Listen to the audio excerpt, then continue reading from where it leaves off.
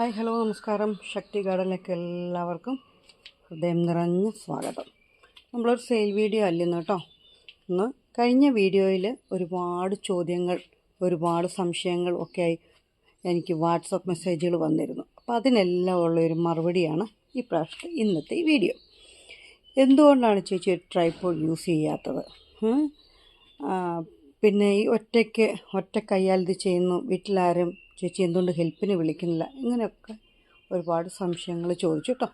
അതിന് കാരണം നമ്മൾ 100% ബോഡി ഫിറ്റായിട്ടുണ്ടെങ്കിൽ നമുക്ക് എപ്പോഴും ഒരാളെ ആശ്രയിക്കാൻ നമുക്ക് ടെൻഡൻസി ഉണ്ടാവും. പക്ഷെ നമുക്ക് എന്തെങ്കിലും കുറച്ച് ന്യൂനതകളുണ്ടെങ്കിൽ അതിനെ ഓവർകം ചെയ്യണമെന്നാണ് നമ്മൾ ആഗ്രഹിക്കുക, അല്ലേ?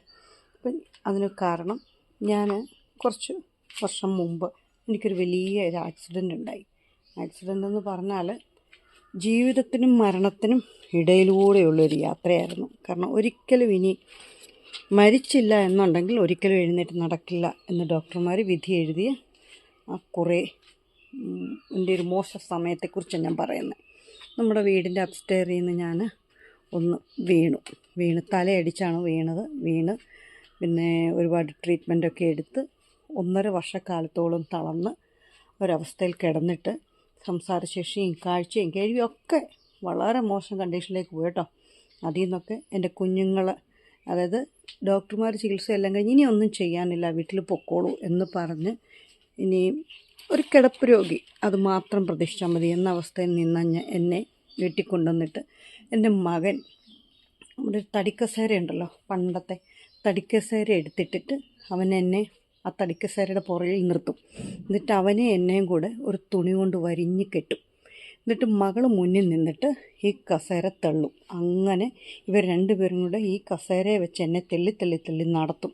1/2 മണിക്കൂർ, 1 മണിക്കൂർ, അങ്ങനെ 2 മണിക്കൂർ ഇങ്ങനെ മെല്ലെ നടത്തി എൻ്റെ കാലുകൾക്ക് ജീവൻ വെച്ച് ഞാൻ നടക്കാൻ തുടങ്ങി. അങ്ങനെ ഓരോന്നും ആ കുഞ്ഞുങ്ങൾക്കറിയാവുന്ന രീതിയിൽ അവർ ചെയ്ത് എനിക്ക് കരുത്ത് കിട്ടി എന്നുള്ളതാണ് സത്യം. പിന്നെ ഓർമ്മയ്ക്കും ഒക്കെ ചെറിയ ബുദ്ധിമുട്ടുണ്ടായി. അതൊക്കെ മെല്ലെ റിക്കവർ ചെയ്ത് വരുന്നു. അപ്പോൾ ഈ ഒരു അവസ്ഥ ഉള്ളത് കൊണ്ടാണ് ഞാൻ കൂടുതലൊന്നിനും ഡിപ്പെൻഡ് ചെയ്യാത്തത്. എല്ലാം സ്വന്തമായിട്ട് ചെയ്യണം. എങ്കിൽ അത് നമുക്കങ്ങനെ ഒരു ന്യൂനതയുള്ളതുകൊണ്ടാണ്, അല്ലേ? നിങ്ങൾ കേട്ടിട്ടില്ലേ, ഏറ്റവും സങ്കടമുള്ളവരാ നിറഞ്ഞ് ചിരിക്കുന്നതെന്ന്? എന്തുകൊണ്ടാണ്? അവരുടെ മുഖത്ത് എപ്പോഴും ചിരിയായിരിക്കും. എന്താണത്? നമ്മുടെ സങ്കടം മറ്റൊരാളെ കാണിക്കരുത്. ആ സങ്കടത്തിൻ്റെ ഒരു മറയാണ് നിറഞ്ഞ ചിരി എന്ന് പറയുന്നത്, അല്ലേ? അതുപോലെ തന്നെയാണ് ഞാനീ പറഞ്ഞ ട്രൈപോഡ് യൂസ് ചെയ്യാത്തതിന് കാരണം. ഇപ്പം മനസ്സിലായി കാണുമല്ലോ. പിന്നെ ഞങ്ങൾക്ക് ഇൻവെർട്ടറിൻ്റെയും സോളാറിൻ്റെയൊക്കെ ബിസിനസ്സാണ്. അപ്പോൾ എൻ്റെ ചേട്ടന്, അതെന്ന് എൻ്റെ ബ്രദർ, ഈ ലക്ഷക്കണക്കിന് രൂപയുടെ ചെടികൾ എനിക്ക് ഇറക്കി തന്നു. അപ്പോൾ ഇത് സെയിൽ ചെയ്യണം, ഔദ്യോഗികമായിട്ട് നമുക്കൊരാൾക്ക് സെയിൽ ചെയ്യണം.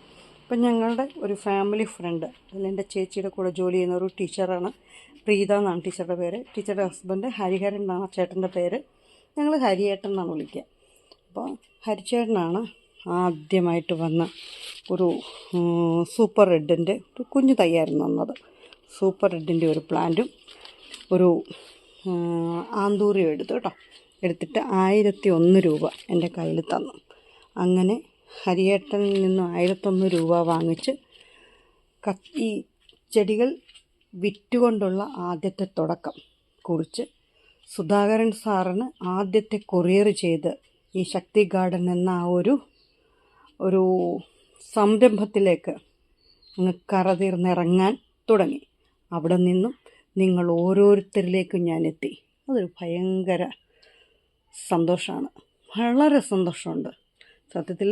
ഇപ്പം ഞാനെന്ന ഒരു വ്യക്തിയിൽ നിന്ന് നിങ്ങളിലേക്ക് എത്തി, നിങ്ങളിൽ നിന്നും നമ്മളിലേക്ക് എത്തിയ ഈ ശക്തി കുടുംബം ഒരുപാട് വളർന്നു.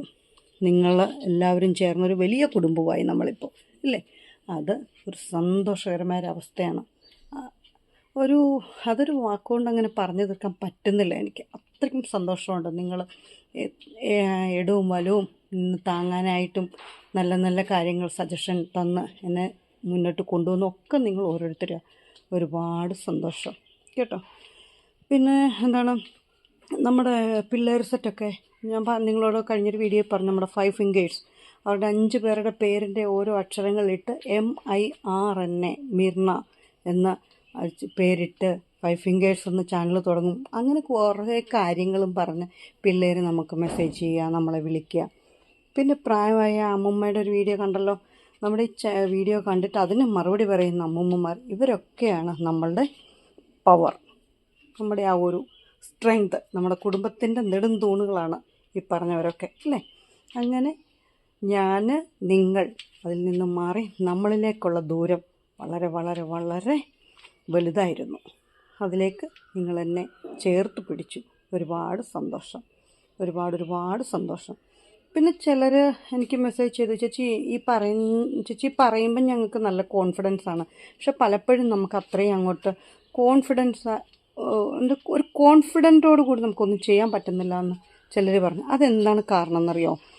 നമ്മൾ പ്രായം കൂടുന്തോറും നമുക്ക് കോൺഫിഡൻസ് ലെവൽ കുറയുകയാണ് ചെയ്യുക. കാരണം അതിനൊരു ഉദാഹരണം നമ്മുടെ മക്കളെ നോക്കിയാൽ മതി. നമ്മൾ വീട്ടിൽ നിൽക്കുന്ന സമയത്ത് ആരെങ്കിലും നമ്മളോട് പറയാതെ അപ്പുറത്തെ വീട്ടിലേക്കൊന്ന് പോയിട്ട് വരാൻ വരുന്നോ എന്ന് വിളിച്ചാൽ നമ്മൾ ആദ്യം പോയി എന്താ ചെയ്യുക? ഒന്ന് മുഖം ഒന്ന് കഴുകും, അല്ലെങ്കിൽ നമ്മുടെ നൈറ്റിയിലോ ചുരിദാറിലോ പറ്റിയിരിക്കുന്ന ഗോതമ്പ് പൊടി ഒന്ന് തട്ടിക്കളയും, അരിമാവ് ഒന്ന് ചിരണ്ടിക്കളയും, കൈയുടെ നഖത്തിൻ്റെ ഇടയിലിരിക്കുന്ന ചപ്പാത്തി മാവിൻ്റെ ഉണങ്ങിയിരിക്കുന്നതും ചിരണ്ടും. നമുക്കതൊക്കെ എല്ലാം കഴിഞ്ഞ് നമുക്കൊരു കോൺഫിഡൻ്റ് അല്ല നമ്മൾ അല്ലേ. എല്ലാം കഴിഞ്ഞ് മുഖവും കഴുകി തലമുടിയെല്ലാം കൂടെ വാരി കെട്ടിയിട്ടാണ് നമ്മൾ പോവുക. സമയം നമ്മുടെ മോള് സിറ്റൗട്ട് നിൽക്കുകയാണ്. അവിടെ ഒരു കൂട്ടുകാരി വന്നു, വാടി നമുക്കൊന്നൊരു മന്തി കഴിച്ചിട്ട് വരാമെന്ന് പറഞ്ഞാൽ അവളെങ്ങനെയാവും പോവുക? നിൽക്കുന്ന നിപ്പിലൊരു പാച്ചില്ല, അകത്തോട്ട് വിളിച്ചൊരു അമ്മോ ഞാൻ പോണേ എന്ന് പറയും അല്ലേ. അപ്പോൾ തലമുടി എങ്ങനെ ആയിരിക്കും അവളുടേത്? ഈ മയിൽപ്പീലിയൊക്കെ നിൽക്കുന്ന പോലെ ഉച്ചിയിലോട്ട് കെട്ടിയിട്ട് പീലി വിടർത്ത് നിൽക്കുന്ന പോലെ ഒരു കെട്ടും, എന്താണ് വീട്ടിൽ നിൽക്കുന്ന ട്രാക്ക് സൂട്ട് 5-6 തയ്യലും, അവിടെ ഇവിടെ 5-6 തയ്യലും, 2-3 സിബൊക്കെ അവിടെ ഇവിടെ തൂങ്ങിയിട്ട് ആളുത്ത് പിടിച്ച് ഒക്കെ ആയിരിക്കും അതുങ്ങൾ പോകുന്നത്. അവരിൽ നല്ല കോൺഫിഡൻ്റാണ്, നല്ല കോൺഫിഡൻസ് ആയിട്ടാണ് അവർ കാര്യങ്ങൾ ചെയ്യുക. അപ്പോൾ അവരിൽ നല്ല വിശ്വാസമുണ്ട്. അവരുടെ ഡ്രസ്സിങ്ങിൽ അവർക്ക് വളരെ വിശ്വാസമുണ്ട്. അതുകൊണ്ടാണ് അവർ ആ നിന്ന ദിക്കിൽ ഓടുന്നത്. പക്ഷെ നമ്മളെവിടെയെങ്കിലും പോകാനിറങ്ങിയാൽ, ഞാൻ എൻ്റെ കാര്യം എടുത്തു പറയാം, എവിടെയെങ്കിലും പോകാനിറങ്ങിയാൽ എനിക്ക് 100 സംശയം. ഗ്യാസ് ഓഫ് ചെയ്തോ ഓടും. 10 പ്രാവശ്യം നോക്കിയിട്ടായിരിക്കും ഓർത്തോണേ. ഗ്യാസ് ഓഫ് ചെയ്തോ നോക്കും, കതക് പൂട്ടിയോ നോക്കും, ലൈറ്റെല്ലാം ഓഫാണോ, ഫാൻ ഓഫാണോ എല്ലാം നോക്കി പൂട്ടിക്കെട്ടി ഇറങ്ങിക്കഴിയുമ്പം വണ്ടിയിലോട്ട് കയറാൻ വരുമ്പം അടുത്തൊരു ചിന്ത, എന്നെപ്പോലെ ഈ ചിന്തയുള്ളവർ ഉറപ്പായിട്ടും മെസ്സേജ് ചെയ്യണം കേട്ടോ. എന്താ നമ്മളുടെ ടെൻഷൻ? ഈശ്വര, ഒന്നുകൂടെ ബാത്റൂമിലൊന്ന് പോയി നോക്കാം, ഒന്ന് ബാത്റൂമിൽ പോകുന്ന വഴിക്കെങ്ങാനും ബാത്റൂമിൽ പോകാനൊരു തോന്നലുണ്ടായാലോ. വീണ്ടും പൂട്ടിക്കെട്ടെല്ലാം തുറന്ന് പിടിച്ച് ബാത്റൂമിലേക്ക് ഓടും. ഒരാവശ്യമില്ല, പോകേണ്ട ഒരാവശ്യമില്ല നമുക്ക്. പക്ഷെ നമ്മുടെ മനസ്സിൻ്റെ ഒരു ടെൻഷനാണ്. നമ്മളൊന്ന് ബാത്റൂമിൽ പോയി ഒരു മനസ്സുഖം, അത്രയേ ഉള്ളൂ. ഉടനെ വീണ്ടും അവിടെ നിന്ന് അലച്ചു തല്ലി വണ്ടിയെ വന്ന് കയറുമ്പോൾ വീട്ടുകാരുടെ ഈ ഒരുത്തി കാരണം താമസിച്ച് ആ അലച്ചിലും പിടിച്ചിൽ, ഇതാണ് നമ്മുടെ യാത്ര അല്ലേ. എന്താണ് അതിന് കാരണം? നമ്മളിൽ വിശ്വാസമില്ല. നമ്മളീ പോകുന്ന വഴിക്കൊക്കെ നമുക്കൊന്ന് ടോയ്ലറ്റിൽ പോകാനുള്ള സൗകര്യമില്ലേ. ഇപ്പം നമ്മുടെ പിള്ളേരോട് ചോദിച്ചാൽ ഇത്ര ടെൻഷൻ എന്താ? ഇങ്ങോട്ട് പോകുമ്പോൾ ഏതെങ്കിലും പമ്പിൽ കയറിയാൽ പോരെ, അല്ലെങ്കിൽ ഫുഡ് കഴിക്കുമ്പോൾ ഹോട്ടലിലില്ലേ. ഇതൊക്കെ നമുക്കും അറിയാം, പക്ഷെ നമുക്ക് ടെൻഷനാപ്പാ അല്ലേ. അതാണ് നമ്മൾ. അപ്പോൾ ഏത് പ്രതിസന്ധി വന്നാലും ധൈര്യത്തോടു കൂടി മുന്നോട്ട് പോവുക. എത്ര ഇരുണ്ടുള്ള ഒരു പ്രദേശമാണെന്ന്, എത്ര പൂട്ടിക്കെട്ട് ചങ്ങലയ്ക്കുള്ളിലാണോ, എത്രമാത്രം പ്രതിസന്ധിയിലാണോ, അതെല്ലാം നമുക്ക് ആത്മവിശ്വാസം ഉണ്ടെങ്കിൽ ഒരു ദിവസം അതിൽ നിന്ന് പുറത്തു വരാൻ പറ്റും. പിന്നെ സഹതാപവും കുറ്റപ്പെടുത്തലും ഒറ്റപ്പെടുത്തലും കുത്തുവാക്കും ഒക്കെ നമ്മുടെ ചുറ്റിനും ഉണ്ടാവും. അവർക്കൊക്കെയുള്ള മധുര പ്രതികാരം എന്താണെന്നറിയോ? കോൺഫിഡൻസ് ആയിട്ട് ഒന്നിനെയും മൈൻഡ് ചെയ്യാതെ പുല്ല് പോലെ എന്ന് പറയില്ലേ, അതുപോലെ വരുന്നിടത്ത് വെച്ച് വരട്ടെ, നമ്മളിതൊന്നും ബാധിക്കില്ലപ്പ എന്നുള്ള കോൺഫിഡൻസോടുകൂടി മുന്നോട്ട് പോവുക. അപ്പോൾ എല്ലാത്തിനെയും നമുക്ക് തരണം ചെയ്യാൻ പറ്റും. ഓക്കെ. പിന്നെ ഈ ഒരു സമയത്ത് എനിക്ക് നിങ്ങളോട്, എന്നെ ഈ ചേർത്ത് പിടിച്ച നിങ്ങൾ ഓരോരുത്തരോടും എങ്ങനെ നന്ദി പറയണമെന്ന് എനിക്കറിയില്ല. അപ്പം എനിക്ക് പറയാനുള്ള 2 വാക്ക് ഞാൻ ഇങ്ങനെ പറയാം കേട്ടോ. ഓർമ്മിക്കുവാൻ ഞാൻ നിനക്കെന്തു നൽകണം, ഓർമ്മിക്കണം എന്ന വാക്കു മാത്രം. ഓർമ്മിക്കുവാൻ ഞാൻ നിനക്കെന്തു നൽകണം, ഓർമ്മിക്കണം ക്ഷമിക്കണം എന്ന വാക്കുമാത്രം. ഇത് മാത്രമേ എനിക്ക് നിങ്ങളോട് പറയാനുള്ളൂ കേട്ടോ. വല്ലപ്പോഴും ഒക്കെ എന്നെ കൂടെ നിങ്ങളുടെ ഓർമ്മയിലേക്ക് കൂട്ടുക. എന്നിട്ട് ഇടയ്ക്കിടയ്ക്ക് ഓർമ്മ വരുമ്പം എൻ്റെ വീഡിയോ ഒക്കെ എടുത്ത് കാണുക. പിന്നെ സബ്സ്ക്രൈബിൻ്റെ കാര്യം പറയുമ്പോൾ ഒരു തമാശ പറഞ്ഞോട്ടെ. എൻ്റെ ഒരു ഫ്രണ്ട് കഴിഞ്ഞ ദിവസം വിളിച്ചിട്ട് പറയാണ്, ആദ്യമായിട്ട് നമുക്ക് മൊബൈലൊക്കെ കിട്ടുന്ന ഒരു സമയമുണ്ടല്ലോ, ഈ തോണ്ടിക്കൊണ്ടിരിക്കുന്ന ഒരു സമയമുണ്ടല്ലോ. അപ്പോൾ യൂട്യൂബ് എന്നൊക്കെ പറഞ്ഞാൽ വലിയ സംഭവമല്ലേ നമുക്കന്ന്. അന്നേരം പുള്ളിക്കാരത്തി യൂട്യൂബൊക്കെ എടുത്ത സമയത്ത് ചെടികൾ ഇഷ്ടമായതുകൊണ്ട് ഈ ഹോം ഗാർഡനൊക്കെ ഇങ്ങനെ എപ്പോഴും നോക്കും. അങ്ങനെ ഒരു ചാനലിൽ കണ്ടപ്പോൾ ഒരാൾ തുടക്കത്തിലേ പറഞ്ഞു, ഈ വീഡിയോ തുടങ്ങാൻ പോവാണ്, അപ്പോൾ എൻ്റെ ചാനലൊന്ന് സബ് ചെയ്യണം. പുള്ളിക്കാരത്തി ആദ്യം ഒന്ന് സബ്സ്ക്രൈബ് ചെയ്തു. അത് കഴിഞ്ഞ് ഫോൺ ലാസ്റ്റ് നമ്മുടെ വീഡിയോ തീരുമല്ലോ, അപ്പോഴും പറഞ്ഞു ആരെങ്കിലും സബ്സ്ക്രൈബ് ചെയ്യണം. അപ്പോഴും ചെയ്തു.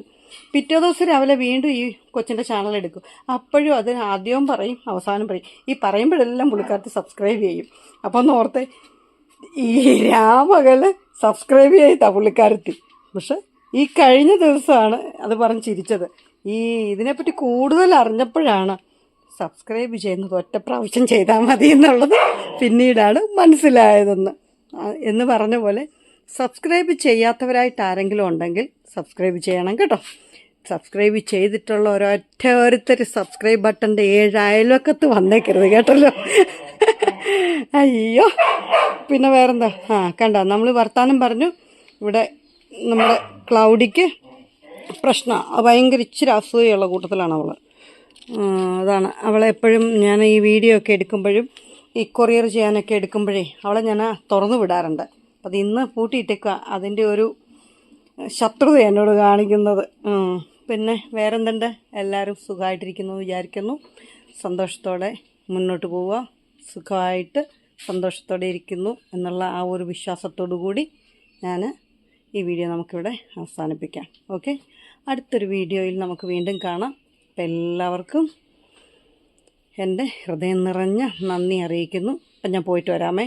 Okay, bye bye.